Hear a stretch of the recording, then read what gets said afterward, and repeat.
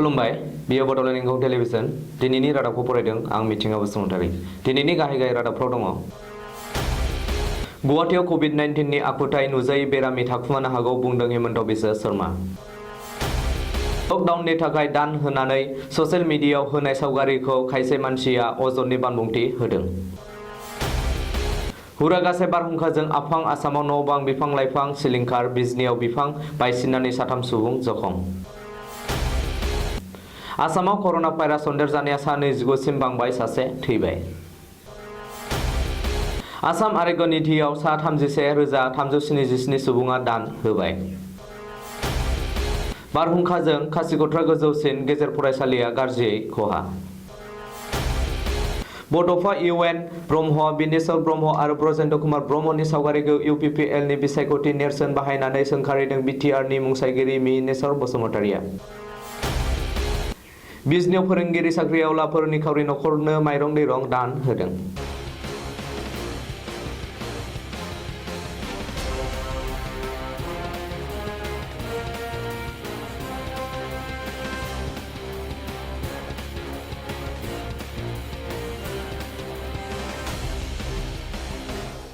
दानिया आबुं रादाब गुवाहाटी नोगोरमायाव हमना मोननाय सासेल' कोविड-19 पजिटिव बेरामिनि देहायाव बबेनिफ्राय गिख्रंथाव जिउसाया सन्देरखो बेखौ दासिमबो नागिरना मोनाखै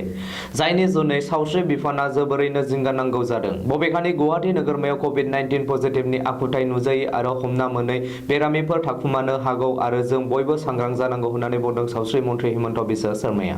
बे समाव आसामा जोबोर गिख्रंथाव थासारियाव नङाब्लाबो रैखाथिनि सिङावबो गैया बबेखानि कर'नानि भेक्सिन मोनगौमानि जों रैखाथियाव थानाय नङा फैगौ नभेम्बर दानावसो कर'ना भाइरासनि भेक्सिन दिहुननो हानो हागौ बेनिखायनो दिवाली फोरबोसिम जों गावखौनो गाव सांग्रांथियाव थानांगोन होननानैबो खौरांगिरि मेल खुंना सावस्रि मन्थ्रिया फोरमायथिदों आरो रायजोफोरखौ खावलायदों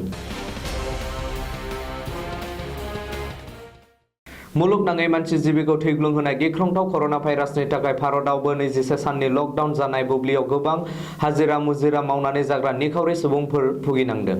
आसामावबो बे जेंनाया गाज्रियै गोहोम फोनांदों कर'ना भाइरासनि थाखाय लकडाउन जानानै खामानि दामानि मावनो मोनियाव भुगिनांनाय निखावरिफोरनो माखासे सुबुं अनफावरिफोरा गोबां जायगायावनो जाग्रा मुवा बेसाद मैगं थाइगंफोर राननानै होनायखौ मिथिनो हानाय जादों आरो ससियेल मिडियानि गेजेरजों गोबां साननि दान होनाय आरो दान नाजावनाय सावगारि एबा भिडिअफोर नुनो मोननाय जादों बेराफारसेथिं खायसे सुबुंफोरा बैफोरबादि दान होनाय एबा दान नाजावनाय सावगारिखौ नायनो हाथारला होननानै बानबुंथिफोर होनायबो नुनाय जादों बबेखानि मुलुगनाङैनो मानसि जिबिया भुगिनांनाय बे अलखदनि समाव नेहाथ निखावरिफोरखौ अनसायनाय हाबाफारिखौबो खायसे मानसिफोरा बायदि रोखोमनि बुंथि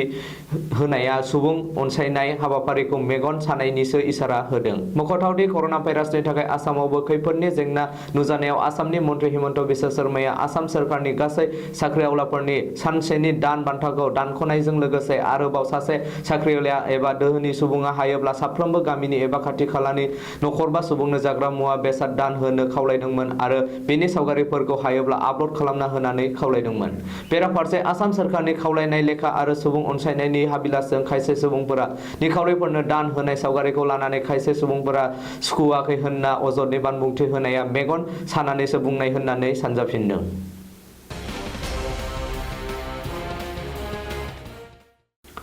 बृहस्पतिबारखालि मोनानि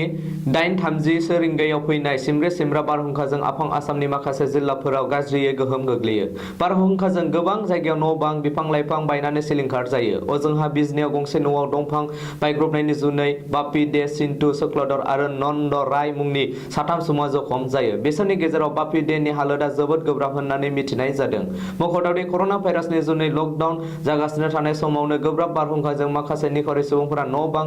बायग्रब जानानै आरो गुबुन मोनसे जेंनायाव भुगिनांबावदों कर'ना भाइरास सन्देरजानाया आसामाव सा 29 सिम बांबाय आसामनि मन्थ्रि डक्टर हेमन्त बिश्व शर्माया सुलुंनि गेजेरजों फोसावनानै होनाय बायदिब्ला धुबुरीयाव बृहस्पतिबारखालि कर'ना भाइरास सन्देरजानाय सासे सुबुं मोनबावो बेरामिया निजामुद्दिन मार्काजआव थांनायफोरजों लोब्बा थानायखौ मिथिनाय जादों बेराफारसेथिं एसएमसीएचआव फाहामथाय होगासिनो थानाय हाइलाकान्दिनि कर'ना भाइरास सन्देरजानाय बेरामिया जोबथाहांबोबाय होननानै मन्थ्रि शर्माया सुलुंआव मिथिहोदों आसामाव कर'ना भाइरास होबथानायनि खामानि आरो सन्देरजानायफोरखौ रैखाथि होनायनि थाखाय आसाम आरोग्य नीति आय'गआ रोजा रोजा सुबुङा दान होदों।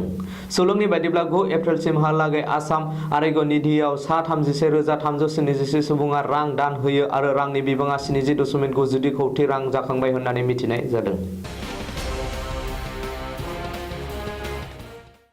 थांनाय हराव जोबोर गोब्राबै बारलांनाय बारहुंखाजों रायजोनि माखासे ओनसोलाव गोबां बिफां-लाइफां, न'-बां, फरायसालिफोर खहा जानाय बादिनो चिरां जिल्लानि सिडली कासिकट्रा गोजौसिन गेजेर फरायसालियाबो जोबोरैनो खहा जालाङो। बबेखानि फरायसालिनि गाहाय लांगोनानि गेटआव गेदेर बिफाङा बायसिननानै खहा खालामनायजों लोगोसे उखुमनि थिंफोरखौबो बारहुंखाया बिरखारलांहोदों होननानै सुलुङाव मिथिनो मोन्दों। बड'फा इउएन ब्रह्म, बिनेश्वर ब्रह्म आरो ब्रजेन्द्र कुमार ब्रह्मनि सावगारिखौ इउपिपिएलनि बिसायख'थि नेरसोन बाहायनानै सोंखारिदों बिटिआरनि मुंसायगिरि मिहिनेश्वर बसुमतारिया। बड'फा इउएन ब्रह्म, बिनेश्वर ब्रह्म आरो ब्रजेन्द्र कुमार ब्रह्मनि सावगारिखौ इउपिपिएलनि बिसायख'थि नेरसोन बाहायनायखौ सोंखारिदों बिटिआरनि मुंसायगिरि मिहिनेश्वर बसुमतारिया। मोनसे प्रेस नटनि गेजेरजों इउबिपिअनि आफादगिरि मिहिनेश्वर बसुमतारिया इउबिपिअआ बिसायख'थि नोजोर लानानै हारि थामोन्थानि थाखाय बावसोमनाय गेदेमाफोरनि सावगारिखौ राजखान्थिनि थिलियाव लाबोनानै बैसोर गेदेमामोनखौ रायजोनि गेजेराव राजखान्थियारि गाब फुननाय जादों होननानै अजद लाबोदों। मुंख'नो गोनांदि इउबिपिएलआ बिथांखिनाय बड'लेण्डनि बिसायख'थिनि थाखाय भट होनो गोनां नोगोरारिनि गोसो बोनायनि थांखियै गसाइ दैमारिनि दोंसे मेथाइनि बिथा लानानै मोनसे भिडिअ बानायदों, जेराव इउबिपिएलनि आफादगिरि प्रमद बर'खौ लाजेननानै बड'फा उपेन्द्रनाथ ब्रह्मनि मुसुखा लोगोसे सावगारि बर' थुनलाइ आफादनि आगु आफादगिरिमोन फारियै बिनेश्वर ब्रह्म, ब्रजेन्द्र कुमार ब्रह्म, आगु नेहाथारि रुंसारि बानेश्वर बसुमतारि आरो इउबिपिएलनि दैदेनगिरिमोननि सावगारि। दुलाराय बर' फरायसा आफादनि दैदेनगिरिमोन। दुलाराय बर' फरायसा आफादनि सोमावसार बुब्लिनि सावगारिफोरखौ बे भिडिअआव दैखांनाय जादों। अजद होगिरि मिहिनेश्वर बसुमतारिया बड'लेण्ड इंखं टेलिभिजन आरो सानसेयारि बड'लेण्ड इंखं खौरां बिजोंनि सिगाङाव बुङो दि इउबिपिएल राजखान्थि हान्जानि बागै जेबो उदिस गैयै बर' हारि थामोन्थानि गेदेमामोननि सावगारिफोरखौ गावसोरनि राजखान्थि मुलाम्फानि बागै बाहायनाया इनाय जादों। बेराफारसे बर' थुनलाइ आफादनि आफादगिरि तरेन बर'आ जानबुंनि गेजेरजों बर' थुनलाइ आफादनि गौथुमारि बानबुंथि हिसाबै इउपिपिएलनि बिसायख'थियारि भिडिअआ एलबाम बैसोर गेदेमामोनखौ राजखान्थिनि गाब फुनदेरनो नाजानायखौ गोमोनाय फोसावदों होननानै बुङो। बिथाङा बुंनाय बायदि बर' थुनलाइ आफादनि आगुनि आफादगिरि बिनेश्वर ब्रह्म आरो ब्रजेन्द्र कुमार ब्रह्म लोगोसे आगु नेहाथारि बानेश्वर बसुमतारि मोना माब्लाबाबो राजखान्थिनि थिलियाव आगान खोख्लैयाखैमोन। कर'ना भाइरासनि थाखाय लकडाउन जागासिनो थानाय समाव माइरं दैरंनि थाखाय भुगिनांनाय निखावरि नखरफोरनो आसाम सरकारनि फोरोंगिरि साख्रिआवलाफोरा माइरं आरो बायदिसिना मुवा बेसाद राननानै होदों। दिनै बिजनी दैमु नोगोर सुन्दरबन गामिनि सा 6 साख्रिआवला फारियै अमिन्द्र बसुमतारि, तेजु बसुमतारि, बलेन्द्र सूत्रधर, जलेश्वर बसुमतारि, बिरेन्द्र ब्रह्म आरो सुनिल बसुमतारि मोना लोगो नांनानै गामिनि गं 36 निखावरि नखरनो लकडाउननि मुङै माइरं, थाव, संख्रि, साबोन, आलु आरो सामब्रामफोर राननानै दान होयो। दिनैनि रादाब फरायथिनाया एसेनोसै। गोजोन्थों।